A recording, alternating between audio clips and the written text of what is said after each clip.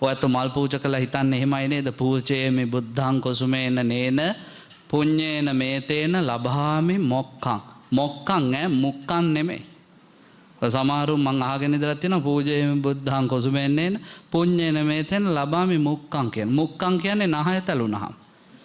එතකොට ඥාන්‍යුන් ගගා ඉඳ වෙන්නේ මල් පෙදූ කුසලෙ මුක්ඛං ඒවා එහෙම මහා ගොන් විදිහට ගාථා කියනවා අපේ බෞද්ධයෝ.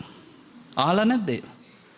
සමහරලාට මම ඔය ඉස්කෝලවල බණවලට ගියාම අම්මා තාත්තට වඳිද්දි කොල්ලෝ කෙල්ලෝ කෑ ගහලා තාත්තට වඳින ගාථා කියද්දි මගේ ඇඟ හිරි වැටිලා යනවා.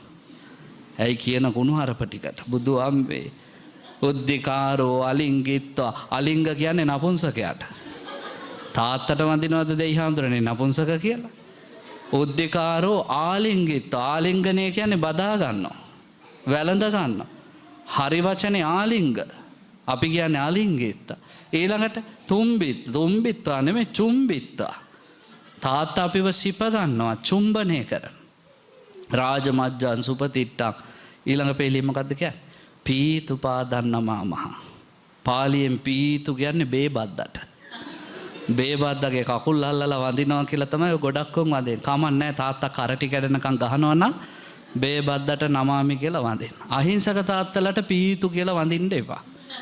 අර සින්දුවක් තියෙනවා කවුද ගායිකාව මන් දන්නේ කසාද බැඳලා ඔය යන වෙලාවට කෙල්ලෝ එහෙම හනිමූන් දානවනේ පුංචි දවස්වල නින්දට යද්දී වැඳ දෙපා යලි අදත් වඳින්න මංගල ගමනට යන්න අවස පීතු පාදන්නමා මහන් කියලා. එදාට කමක් නැහැ තාත්තා බීලානේ. එදාට වඳින්න පීතු. එහෙම නැතු මේ දිනපතා උදේ පාන්දර තාත්තලට වඳින්න එපා. මොකද්ද තාත්තට කියන පාලි වචනේ? පිතු. ගාථාව හරියට කියන්න එකපාරක් මාත් එක්ක. උද්දිකාරෝ ආලිංගිත්වා චුම්බිත්වා පිය පුත්තකං රාජමජ්ජං සුපතිට්ටං පිතුපාදන් නමා මහ. ඔන්න ගාථාව.